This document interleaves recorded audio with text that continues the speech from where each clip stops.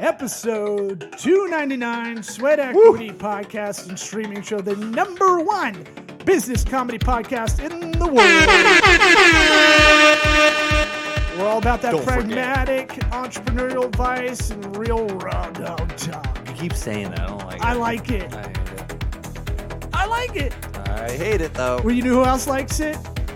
Lux Global Excellence Awards, because they're proudly hosted by Lux Life Magazine. You know why?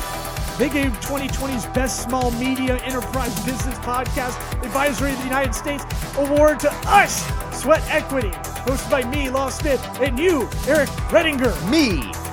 Yeah. Yeah, son. Yeah, you want some? Put some I feel steak like on the it. sound effect, and I'm not going to fucking do it.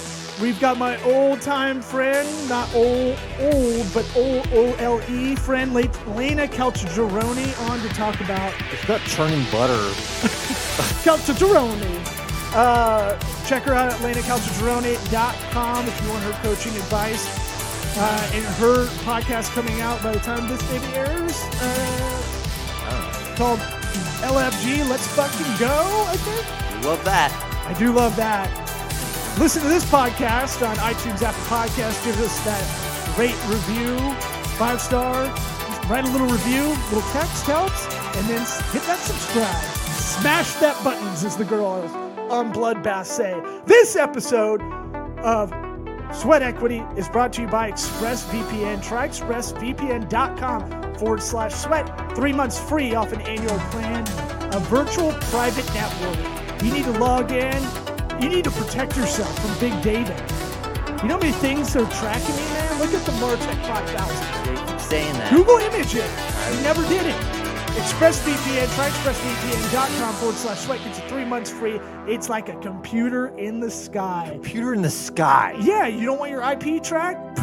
Try expressvpn.com/sweat like Key Sweat. 3 months free. Try it out. You want to watch other shows in other countries on Netflix? Try expressvpn.com/sweat like Montez Sweat. Get you 3 months free off that. You can just log into whatever country you want on their list of countries. Bam, there's your IP address. Bam! Macedonia. You want to see what other searches come up when you go on other IPs? It'll blow your goddamn dick off. Fucking right off. Right off like John Bobbitt. I think we're ready to get this show started. Are you ready? I guess. Let's get it going with Laina Caltagirone. Howdy, Tony! What about my sweat equity? Sweat equity. Sweat equity. My sweat equity. My sweat equity.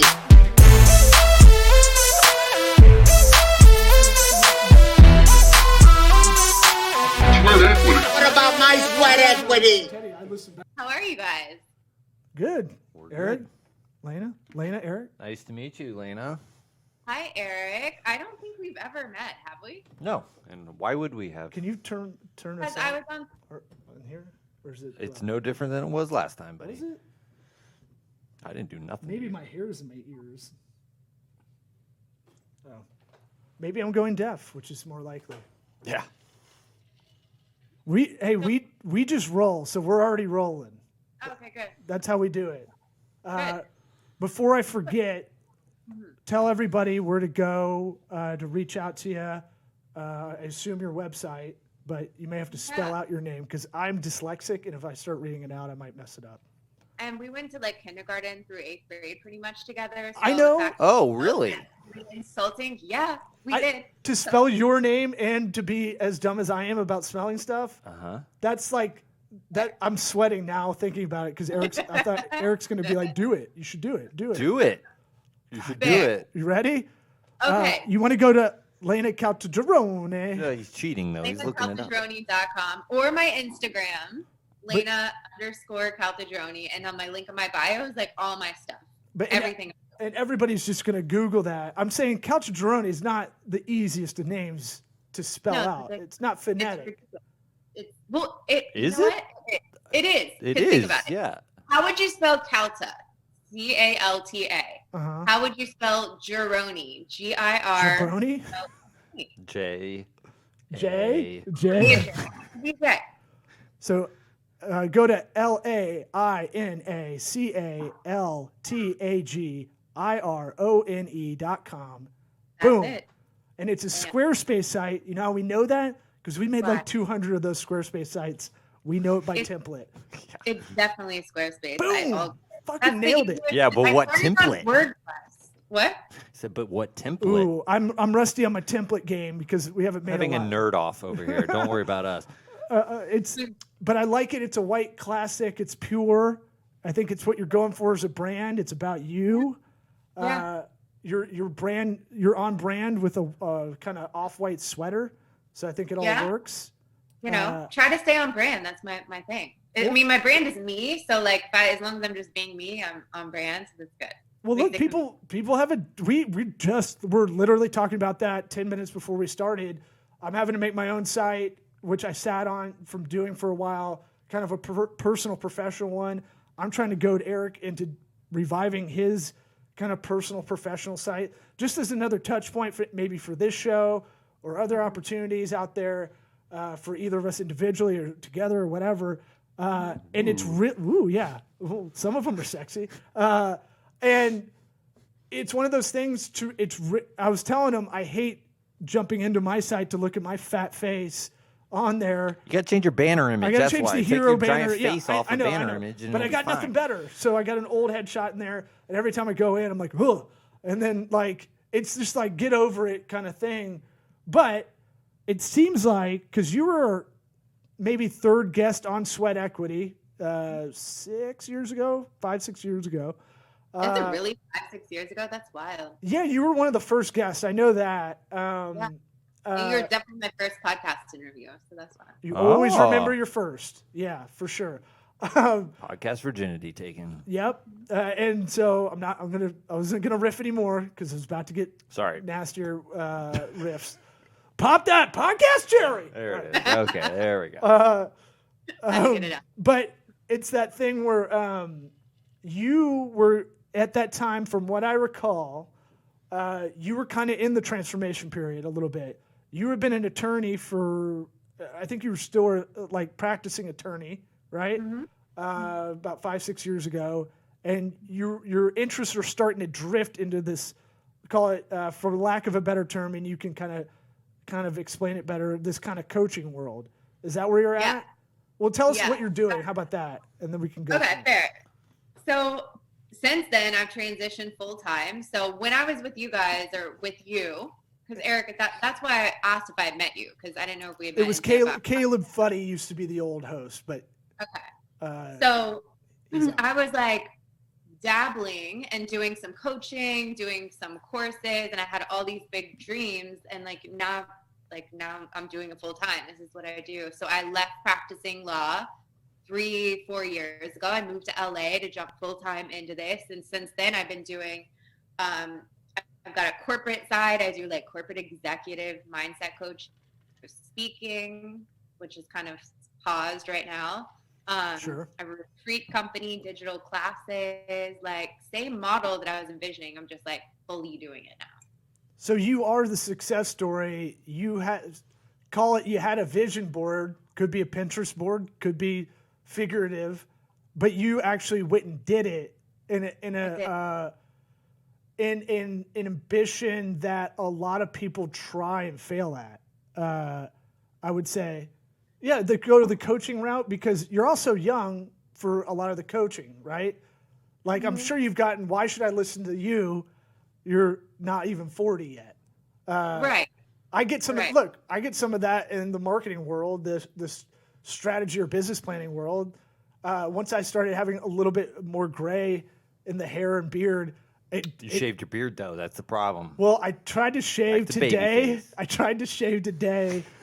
And I'm so bad at it. I'm so much better downstairs shaving because I can do amazing downstairs. I'm really good at manscaping myself, but the top, I tried to just trim the little baby hairs that go over your lip. Mm-hmm. I got a job interview tomorrow. It's a big boy job interview. I got to wear, got to be in a suit. This might be a job I have to wear a suit every day for, kind of executive role. And I'm like, well, I got to make sure I look good. And I was like debating all the time. And then I cut it and I look like I was trying to be a Puerto Rican basketball player in the hood. And I was like, that's not going to do well. That's not going to, where you cut it and it looks like pencil thin mustache guy. from the Jimmy Buffett song, or like, when a guy cuts the mustache a little bit above the lip, you're like, what podcast? Yeah, you gotta go. am I You on? gotta go like this. Yeah. You go like yeah, and you go, and then hang over. I know, and I tried to eyeball That's it, a and look. That could be a look, it just depends on what you're going for. But it I wasn't know what you're he going never for. takes risks. I with don't have these that kind of things. cachet. Plus, I was looking at myself before you jumped on in the Zoom. I'm like, hey, this makes me look a little bit younger. It's not so. I just need to get a little bit more sun. I got a big American dad face, a little big chin, but now I've grown into it a little bit. Where when you and I grew up, when I went to camp with our mutual friend Tommy Howell, we went to sports camp in Macaulay Sports Camp in Chattanooga, and they put everybody's Macaulay name. Culkin? Macaulay, McCallie.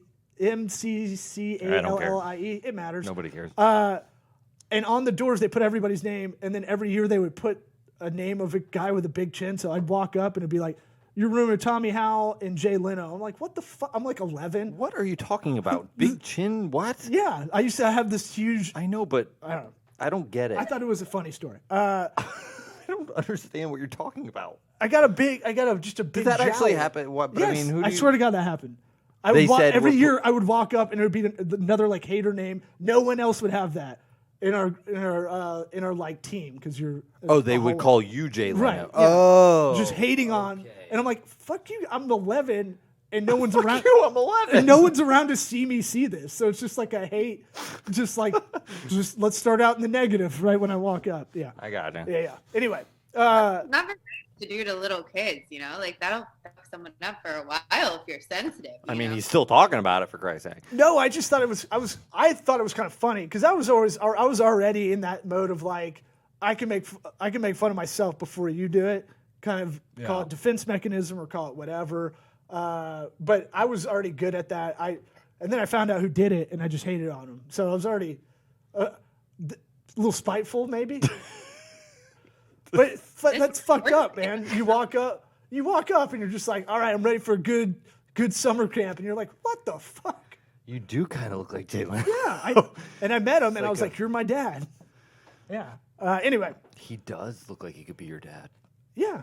Oh, Weird. Hey. And he goes real high.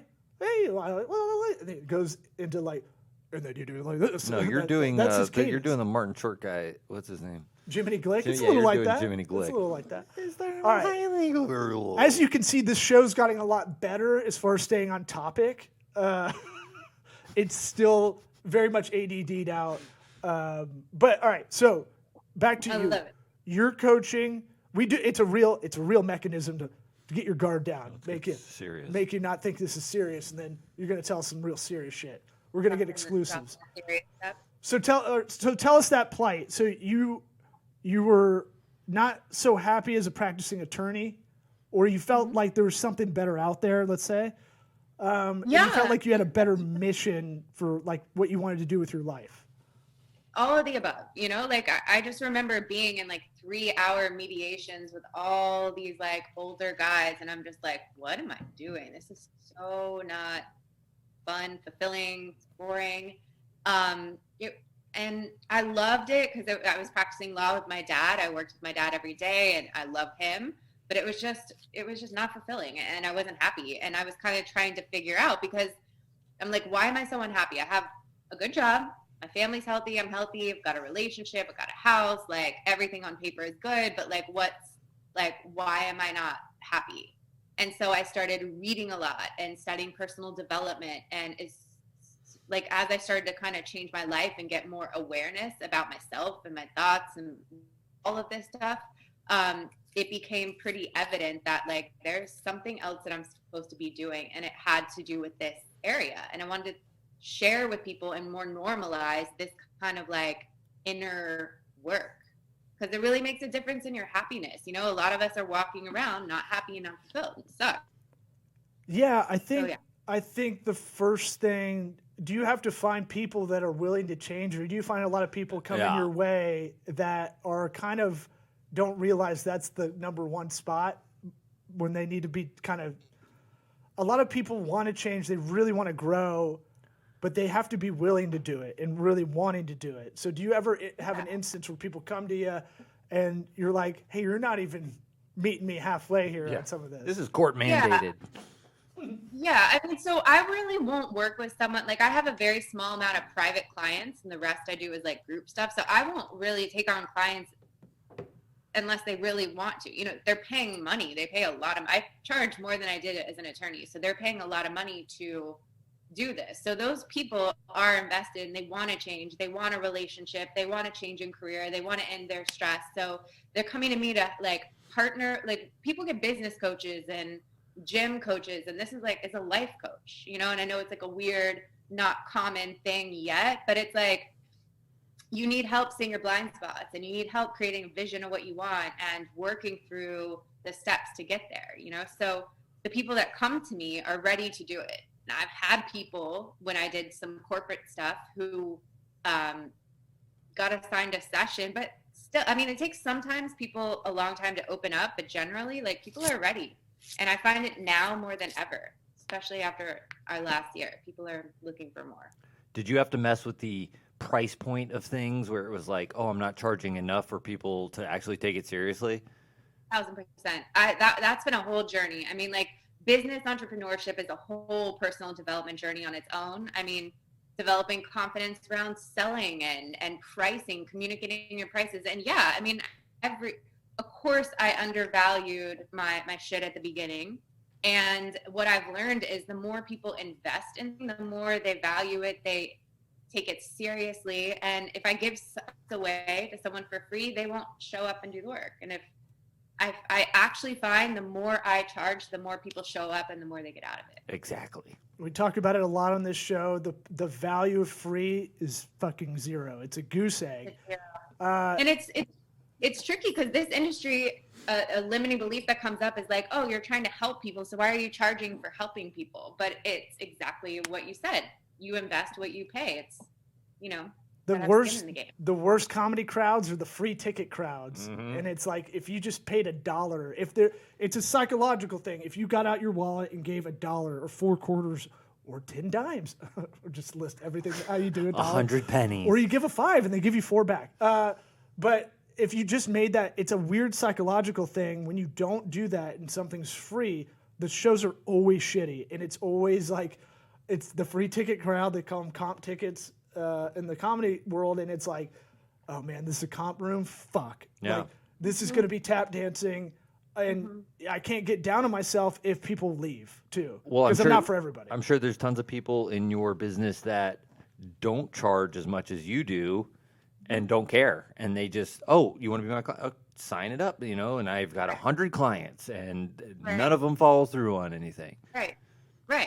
There's definitely, I mean, with every industry, there's people that charge a whole range of prices, right? And my business isn't really like a high volume as far as the one-on-one coaching. I'd rather scale digital classes and group things, you know, and do a lower price. But what I try to do is have low price kind of self-study things. And then obviously the higher end would be private coaching, small group coaching. Like I do like a business program for 3 months, and I take a 10 to 12 women who want to start this business, and I get them up and running and launch a product and put it out to the world.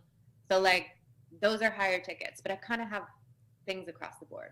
No, you should have, I would call that a lead-in service if you're starting to have, like this podcast, if we were smarter, we'd kind of do what you're doing at the aforementioned personal, professional brands where we can do consulting hours, but this is the free, we always want to make this show free, and then maybe eventually create a premium, you do Patreon or whatever, or we do some kind of other series, or we leverage it into a live podcast, kind of corporate comedy-ish thing. But comedy-ish. Well, I mean, corporate comedy's rough, so it'd be a tough putt if it was corporate comedy. What is corporate comedy? You have to be clean, super clean. For sure. You can't take any risks. You can't talk about sex, drugs, anything that's interesting. Basically, comedy with HR attached to it. Yeah, think about that. But they pay a lot, and so a lot of comics do the gigs, regret doing them because it hurts their soul. But when I've done a few of them, and it took me a while to find out that like whoever's coordinating it it's on them to watch me before they hire me. And so I found out, like, because I would go up and try to placate to it, and I always bombed. And I was like, this is terrible. And the crowd doesn't like it either, because they're just normal people that you know how to win over that free ticket crowd eventually, like that. And a lot of them don't know stand-up's coming. So I had to tell the booker, hey, do they know stand-up's going to happen, or are they going to be at the buffet table, or what is the setup like? Is it going to be a real stage, or am I on the floor with a fucking a mic that goes to your hip, like calling bingo numbers? Yeah, like what's the setup? And that's a little bit of that realizing kind of what you're worth after a while. I was like, I know I'm better than this. Like, and I know I can ask the right questions ahead of time. For you, I want to hear about that journey from really taking that leap. How did you know you needed to do this, like to the point where you took that leap? Did you hybrid style do it where you were working full time? Because that's usually the most pragmatic way, and that's kind of what we talk about on here. Yeah, absolutely. And you know, when we did our first interview, I was already like, you know, I had a side hustle. So I had a side hustle for a while. And so like this morning I did a podcast and we talked about intuition. And I really strongly believe and preach and help my clients with learning the balance between intuition and logic, and not just doing what makes sense all the time, but also following when your gut tells you, okay, it's time to make that jump, or this is not the right opportunity. So you need both. And intuition actually has to be practiced. You know, we've been living all logic forever, and intuition is actually, I think, more valuable, more expansive. So you need both. So to make the transition, yes, I had a side hustle. I saved up money. But there became a point where I intuitively knew, like, this is my time. You know, and I work a lot on mindset and a lot about getting to know my inner world. Like, am I taking this action from fear? You know, and I really try not to make moves in my life because I'm scared. And so I could have fear is always going to be around jumping careers, right? So if I listened to that, I would have never jumped. So I needed to use intuition and logic to kind of make that decision of when to go, if that makes sense. Yeah, that makes sense. It's weird. We have to, with Zoom, we try to not talk over. So we try to give some of the answers a little bit of breath. So it's a little tough than doing it in studio a bit. Well, I think that's why I gravitated to. I saw what you were doing, starting to market yourself a little bit more. I think I empathize with a lot of that. I'm also a little bit jealous that, you know, I need to get better at that as far as that self-work. But I think you're doing a good job promoting yourself because, look, there's always going to be a lot of haters that are in your social circles. And that's honestly, when you start out your own brand, it's going to come from the inside out. Friends and that whole realtor's sphere of influence, you know, the three rings of people, your friends and family, your friends, and then acquaintances, and it goes out like that. Then it's going to be users you don't know yet. How did you seek out the right, like, kind of tutelage when you knew you wanted to do this? Did you start researching a lot, or what? What do you mean? Like, all right, so you're working as an attorney, and it's good to know that some of my attorneys that I've been in mediation with aren't all there. They might be daydreaming as well. Because I always think I think of attorneys just like hyper focused the whole time. But which attorneys? Some are business, some are not. You have a comment there? No. Okay. I have one too. Yeah, some divorce attorneys are checked out. Some mediators are checked out too, I found out. But what I'm saying is, okay, you know you have this you have this feeling you need to follow this gut, right? Now, in the more practical sense, to do the side hustle, how'd you find the right people in your industry? Because follow me here, because it's like the life coaching stuff can be very. A lot of people can kind of trash it without really talking about it, you know? This is the deal. Like, I'm not talking or doing this for the haters. And I really I know. But this is the thing. Like, with any new thing, yeah, there's going to be people that don't like it. But there's those people, like, you have to understand, are not happy with what they're doing. Anyone that's talking shit really on someone who's going after their dreams is unhappy in some way, jealous in some way. And that's how they kind of hide it. So I don't give a fuck about those people. Nice. No, I might be projecting a little bit as I'm asking the question, but I'm saying, how do you find the right teachers? How do you find the right people to follow too? Right. So that's what I was trying to get to. To grow my business. Yeah, keep yourself centered. We talk about entrepreneurism. You're floating on a life raft after your boat's capsized in the Gulf of Mexico. A lot of the times, it's lonely. It's isolating. Even if you're a mom and pop and your partner is your partner in real life, they still don't understand what you're going through a lot of the time doing your own thing. So how do you keep yourself centered? Because I'm sure you're doling out that advice a lot of the time. Yeah, I mean, that's a great question. And it definitely, entrepreneurship is challenging. I mean, and there's definitely times where you feel super alone. And I think one thing is I have a lot of peers, I have a lot of girlfriends who are in the same industry who I've intentionally created. Like, I know that I need a network to be able to do this. We need to be able to compare, what are you charging? What platform are you using? Like, damn, that client did that. Like, you need your peers around you. And what I found is, like, you need people at your level, and then you need people who are ahead of you, and then you need people who are behind you that you're mentoring. When you have all three, you really have a good sense of community that keeps you grounded. I'm still I'm still working on it. I still feel isolated a ton, but because I do have people to call when things go down, I feel grounded, Yeah, like golf or poker, stand-up or rapping, business, the game, you never win. You never get to the spot where you're just like, oh, this is the finish line, right? Look at like Bezos. Well, I mean, golf has pretty clear-cut winners every weekend. No, but the games between your ears is the romantic part of it. You'll never really, unless you get 18 for 18, you're never gonna, and you can't do it. So that's the thing.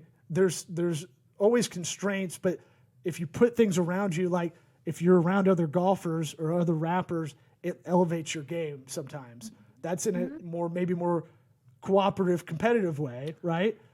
Yeah. It can have that result. Like, I'm going to go do an open mic after this.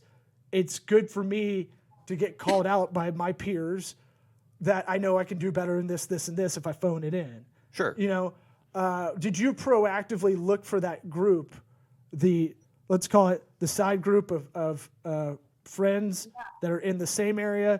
Let's call it the Papa Bear group that's ahead of you, the Baby Bear that's below you that you're pulling up. Because when I had my agency, my whole thing was take advice from everybody who's been there and follow it as best you can, philosophically, work-life balance as best you can, and then anybody below you, talk at them.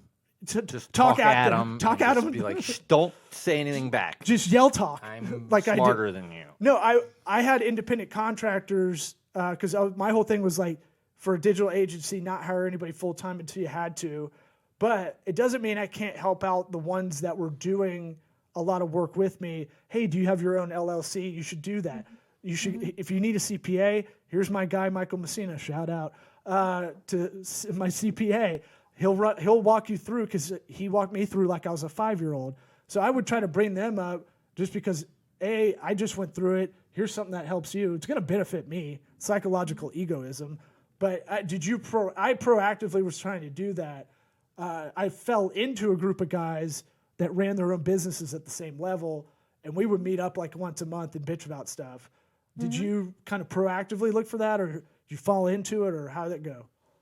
Yeah, I mean, I think it's a combination of both. And I think the people in my life kind of, and I don't know if this is a bad thing, but the people in my life kind of cycle as I change. People who I was friends with 10 years ago, I'm not super close to anymore. And so as I grow in myself and in my business, or change cities or whatever, I feel like my friends shift, my mentors shift, my people shift. I outgrow, especially with mentors and teachers I'm looking up to or whatever. Like, I learn from different people at different points. So I'm always, I don't know if that answers it. No, that's adaptability, right? Mm-hmm. That's very underrated.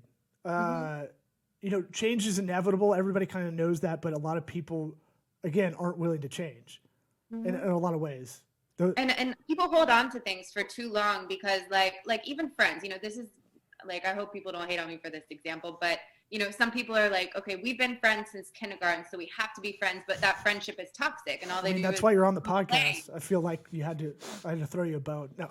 You owe him from camp. You know what I mean, though? Like, people stick with people because it's been X amount of years, but they're a really toxic relationship and stifling your growth or this and that, and people feel like obligated based on time. And I'm not saying cut all people out of your life, but you can safely like distance and feel safe to grow and evolve and seek different people that meet you where you're at. Our new buddy, our new friend of ours, Bubba the Love Sponge. I've heard him talk about it. Yeah, we're friends with him. Yeah, no Totally. big deal. We went on a show in July or August. We're going back. Yeah. God, he's been around forever. And the Bubba Army's still strong, by the way. If there's like 20 million people that still listen to him, like very intense. We found out. I wonder how he grew such a loyal fan base. Like, what do you think it is? Because he's good. He's different for sure. He's the Fisher King. Nobody like him. He's going to take an angle, and it's never vanilla. He gets radio drama. He's super polarizing. Right. Yes, exactly. Yeah. But that's what what I'm you saying. want. The drama, he understands how to play into that drama, and he'll push it all the way to the edge, and then it's very they Trump-esque. stop recording. It turns off, and then he's different. Yeah. He was very sweet when the mics were off. Give us a hug. Like, So anyway, but He said he was going to hire me, but didn't. Whatever. Hey, it still could happen. Yeah, Bubba. We're in a hiring freeze everywhere until now. So he talks about having a one-way friend, and you can't have that like a one-way road. You can't have that friend that's just a taker, always taking, and it was taken. Like, it has to be reciprocated. I just like that term, a one-way friend, and that you got to cut some of those loose, right? Nostalgia is a funny thing. Like, I see it with the reboots of all the like media stuff, like Cobra Kai. Yeah, and it's like, this show's okay, but it's not amazing. Yeah. It's just the nostalgia. I just want to see Ralph Macchio try and do karate moves still. Right. He can barely do it. And so cute. I think nostalgia's way overrated. Like, imprinting, right? I still see, look, I was telling Eric, I still see Laina as the girl who had Coke bottle glasses in third grade that I remember. But I know you're a different person for sure. And I know part of maybe being Winnie from the Wonder Years, where you grew out of that, had to do with your makeup to get here, right? Yeah. So it's one of those things where I hope that reference landed. I don't get it. Well, you were like the straight A student, right? Growing up, and you're a gorgeous human being now. It's not even subjective. You're a very attractive lady out there doing what you're doing. It is contagious. It is something that you go, oh, she's doing it right. Now I'm running out of steam. I'm not saving you from that. Well, we're about to close this out anyway, because we have to ask you the one question we ask everybody on the show that we failed to ask you the first time around.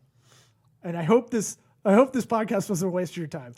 No, it's been fun. I say that because she's smiling like, what am I doing? What is this? No, it's great. She's smiling because it's almost over. I mean, it's actually really refreshing because like there's this side of me. I mean, there's many sides of me, right? Like, sure. Can't be all like all the time, and the majority of podcasts I'm on now are like in my personal development world. So it's really refreshing to have like a relaxed, chill, funny, like environment. Good. It's nice. Good. That's what we're going for. Real talk, as our homies say in the streets. What advice would you give your 13-year-old self?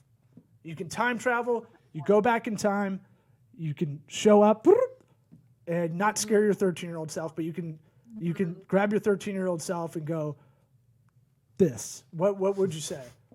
I'd like pump myself up. I'd be like, don't listen to any of these little like people making fun of you or anything like that. Like I'd tell myself, I'd teach myself some self-love in some way. I don't know exactly what I'd say, but I'd pump myself up and empower myself, because I remember so much growing up just feeling like an outsider or not enough and insecure. And like, I think the majority of people feel like that into their adulthood. So if I could fucking nip that in the bud at 13, I would definitely go back and be like, like own who you are. Like every aspect of you. They're not cooler than you. They're not cooler than you. We're all in the same playing field here. Like love yourself.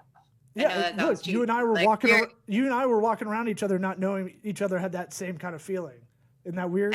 We all do. We as adults, we still feel that shit. Are you kidding? But we were literally within proximity of each other at school every day, and we became friends as adults. But it's like, it's one of those weird things that you don't realize that when you're younger. So we hear a lot of that self-love, cancel out all the radio noise. These are common kind of themes we hear a lot. So you're on target with kind of the bell curve when people answer that question. Cool. Well, thanks for coming on. We'll have you back on whenever you need to promote something or whatever. Yeah, I love it. I'll be on anytime. What's your podcast? You mentioned you had one. I'm just starting it. So it's called Let's Fucking Go. LFG. I'm sure you've heard that like acronym. Yeah. But the Buccaneers, Brady. Yeah. Mm-hmm. Says it all the time. You guys would be shocked how many people. So the main thing I teach is manifestation, which is like, it's really simple. It's what do you want in your life? Do you want fulfilling relationships, a great wife or husband? Do you want, what do you want? And like, be expansive about it and go after it. And don't let limiting beliefs and fears and shit sabotage you. Mm-hmm. Like it's not so woo woo. It's kind of fucking like setting goals for your life, but love it. It also is about the power of your language and your words and your thoughts. And you would be shocked how many people from Drake to Oprah to all of the main like hugely successful people we know at this time are vocal about the fact that they practice manifestation. They speak things into existence. They're into these things, and it's a common thread. So like what I want to do is normalize this stuff so people don't think it's weird and people actually use it. So I want to interview a lot of different people from all sorts of walks of life who use manifestation to for their success. Well, when you run out of guests or you need someone last second, we're here for you. That's my pitch to everybody. Our manifestation. That has this podcast. We're like, when you run out of guests, we'll be there. You need so we're going to work on self-love on episode 1. Okay, sure. Together we're going to work on self-love, raising our prices, and look, we're there. Go back a couple episodes in our catalog and look at Dean Akers' episodes. The last 2 times he's been on, he's talked about the exact same thing, just in a different form. He just talks about what do you want to do. Okay, where do you want to go work? All right, start checking off where you want to go work. Now go attack it. If you want a job or if you want clients, all right, what kind of client do you want? And this is shit we used to do in my office all the time on the whiteboard, just like, what do you want to do in 5 years, 3 years, 1 year? We'll put it on the right side of the board. We're here all the way on the left side of the board. We're going to be part of this story that gets you to there, but the how we're going to help you with. Yeah. It's like designing your life instead of just like letting whatever happens happen, you know, and just like hoping it's good shit. Like, why don't we get more like proactive with it, you know? Yeah. Very empowering. Yeah. We love it. We're into it. Well, I'd love to have you guys as a guest on my podcast. Whenever. Lock it in. Okay. Whenever you need us. Right ahead of time. You guys are awesome. Thanks for coming on. Thanks. Bye. See ya. Bye.